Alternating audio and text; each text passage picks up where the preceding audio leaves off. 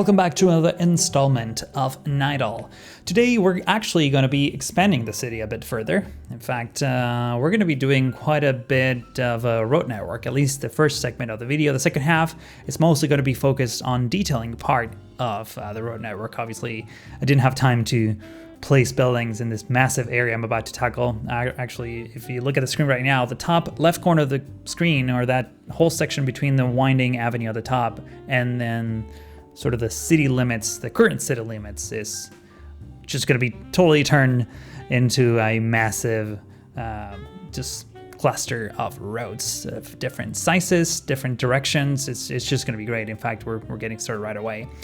And a couple things that I wanted to talk about first. This is sort of a recurrent observation from me and appears to be a recurrent comment as well. But, you know, this is very much not finished. We're still, I wouldn't say we're still scratching the surface of this project, but we are indeed kind of far away from the end. Meaning that whatever things that you see here that are missing, for example, harbor, something that I'm planning on working on, like a marina related to nautical sort of themes. I'm also planning on adding not a couple stadiums, maybe one big stadium and several soccer/football fields.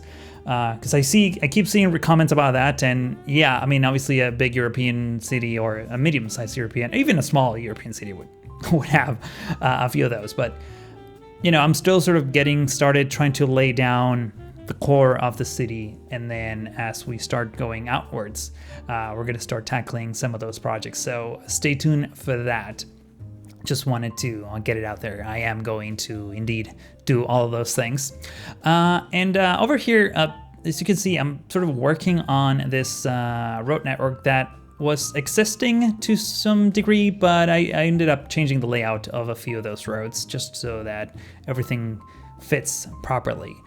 I am not entirely sure how or if I'm going to integrate these neighborhoods with our existing tram network, even though there is one line that sort of comes towards this side, but it's much further out.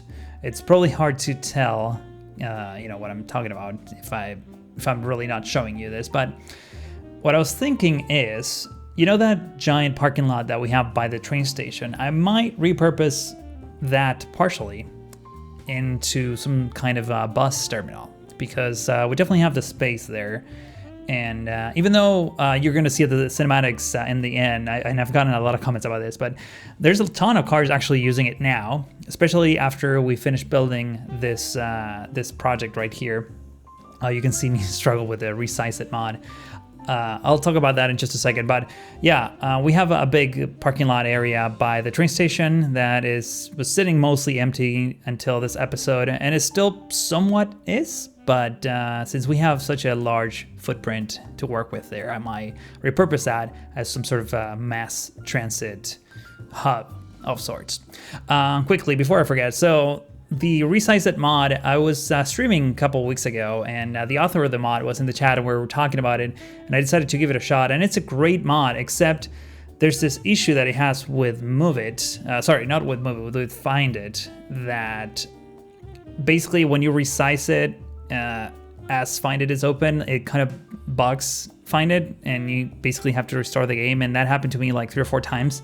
So unfortunately, if the author of the mod is watching, I had to like remove it because it was really, I was spending a lot of time trying to troubleshoot that. I read it in the workshop. There's like a whole section about it, and apparently the issue is not with the mod, but with the way Find It was implemented. And since Sam, the creator of Find It, is no longer in the community, he's pursuing greener pastures right now. I don't see that changing anytime soon. Which reminds me, by the way, Move It is now maintained by Cuboid, who is also a viewer of this channel, who has been very kind in sharing some early betas of the current version of Move It that you should totally get. The old version of Move It, you need to I think it was actually taken down from the workshop, and now the current version is the one by Cuboid. So you should go check that out and check out the other mods that cuboid has, because they're actually really useful, especially the one that prevents the game from telling you that a distance between two nodes is too short. You have no idea how frustrating that is. Now that I have that mod, I definitely don't have that problem. But in any case, talking about what's happening on the screen, so I decided to sort of, and I guess the title of the video now maybe makes some more sense. I decided to go a little creative with the architecture of this place. Not that we haven't done that before. We had buildings in random neighborhoods across Nydal that don't have like that classic European architecture that you associated with, that you probably associate with most cities in Europe. But I'm going for like more of a office sort of district with modern buildings. Modern as in like maybe they were built in the 60s or 70s, maybe the 80s.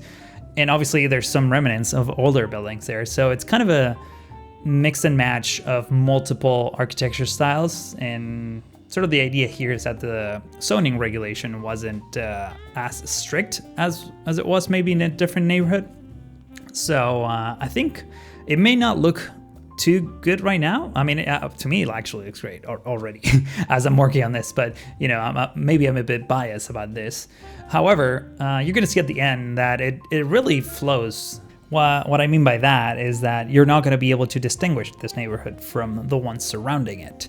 Even though I'm using this complete mix of different architecture styles, this sort of free-for-all here, it's still going to be very much integrated with the current look and feel of the rest of the city.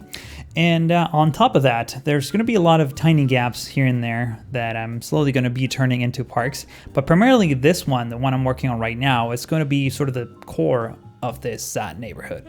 For the most part, the size of the blocks that I'm creating here are very small. They're mostly just a couple of buildings. In fact, in some cases, it's just one or two large buildings. So this is almost as if it was designed for developers to just create office spaces that will sort of have roads surrounding it.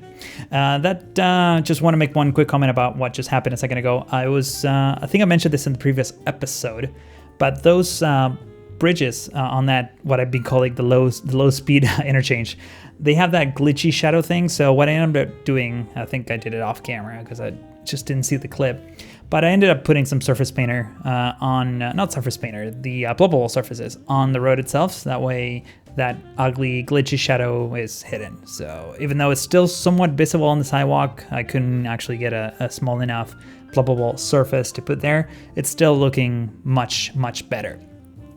Now, since this neighborhood has so many tiny, small little alleyways, I sort of took the opportunity to add a few details here and there. So we're gonna have a whole bunch of smaller planters and trees throughout the neighborhood. They're gonna be much more apparent in the cinematics at the end than probably on this super quick time lapse.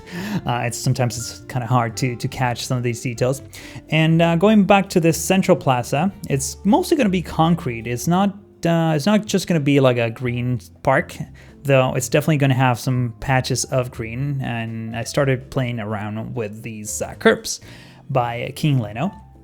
And I sort of decided to keep them only on the corners. So you're going to see me delete all of these. There you go.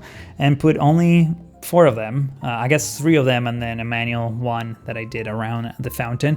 I do like to keep things somewhat asymmetrical or asymmetrical, I guess will be the right way to say it, in Nydal. Since, we have a very organic sort of growth out of the city. So in this case, since we do have somewhat of a perfect rectangle here, I still decided to make slight imperfections as you would find them in real life. That's sort of the idea here. I'm putting down some planters for decals in the middle and putting those tiny trees that, I've probably use a million more of those if frame rate or tree limit is not really an issue in the city. We're way far from that.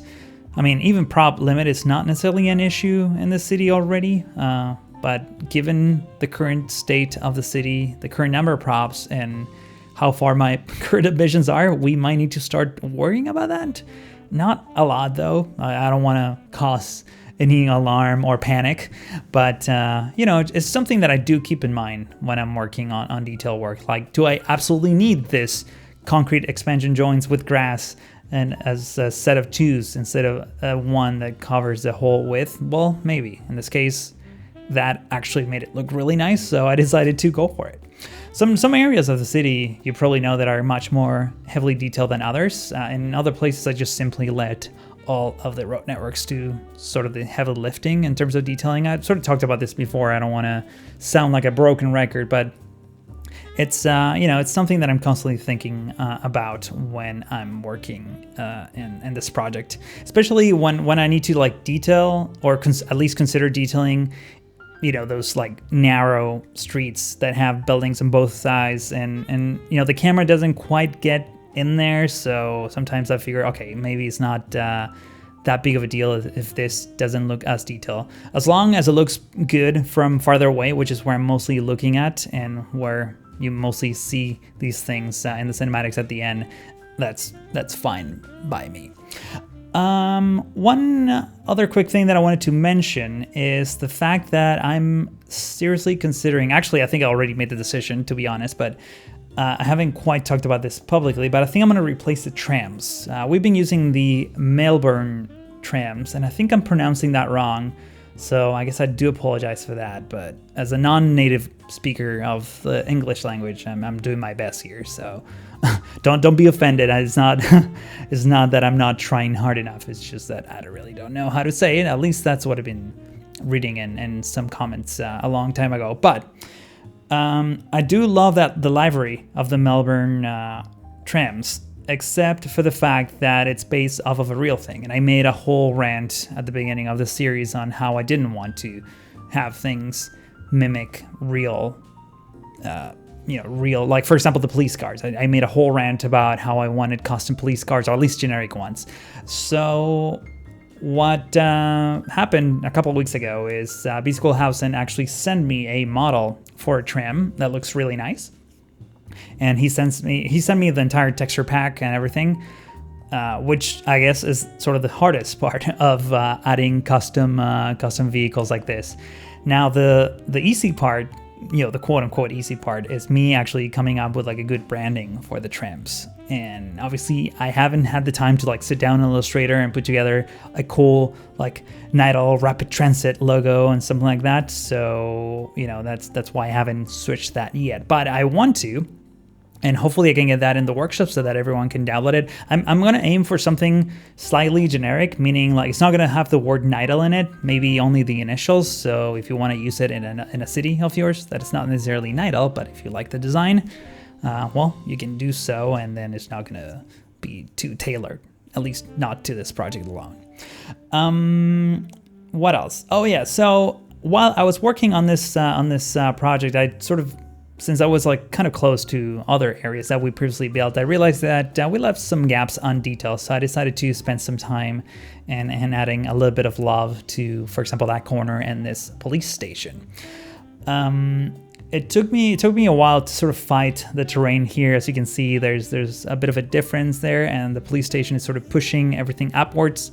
So I'm using the terraforming network to bring everything down. And of course, if I do that, now everything else is sort of falling down, especially those props that come with this building. They're kind of sunken in the ground.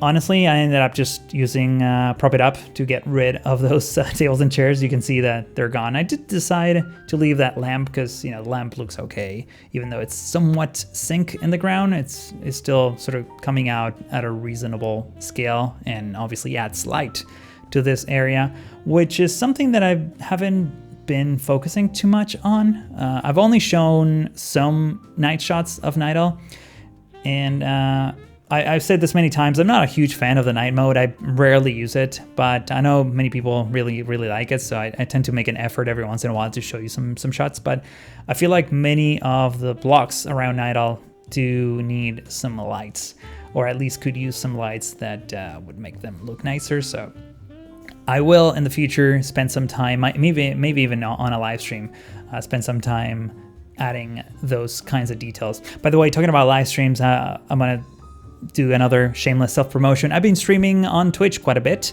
mostly Minecraft lately, but I'm also planning on streaming quite a few things from City Skylines, not necessarily Nydal, but a few other things. So make sure to follow me to be notified next time I go live. Twitch.tv/StreetToaster. Keep it short there. And we're actually getting pretty close to the end of the episode here when, you know, I've been struggling a lot. I mentioned this before with these like empty sort of triangles of space, especially given the proximity to that major road out of Nydal. So what I ended up doing here is just setting up this structure that I forgot the name of right now. But basically what I did is just put some not picnic tables, but like restaurant tables, so that this looks like a place where you can just hang out after work or you know, bring your lunch down and have lunch with your coworkers. And added some plants, you know, nothing too fancy, nothing too extreme in terms of details, but enough to fill that gap in a very elegant way, if I do say so myself. And just putting some fences so that people don't walk into traffic. Obviously that sidewalk is closed because it turns into a freeway. You don't necessarily want to walk there. So I put that fence to prevent people from walking. I think people do indeed walk there and they clip through the thing. Do not mind that. That's kind of unavoidable at some point in your city's life, but it still does look pretty good. And in fact, I think in the cinematics, there's like a lot of people just walking through this Jersey barrier. It doesn't matter. There's all kinds of crazy shenanigans happening in the cinematics in general, trucks doing weird turns and things of that nature. But as we approach the end of this episode, I would like to share with you the famous before and after of this specific area that we worked on. And I would like to also ask you that if you are enjoying this series so far, please consider giving this video a like. That actually helps quite a bit. And if you're new to the channel and haven't already, please subscribe as well to be notified next time I post a video. But that is all for now. Thank you so much for watching and hope to see you in the next one.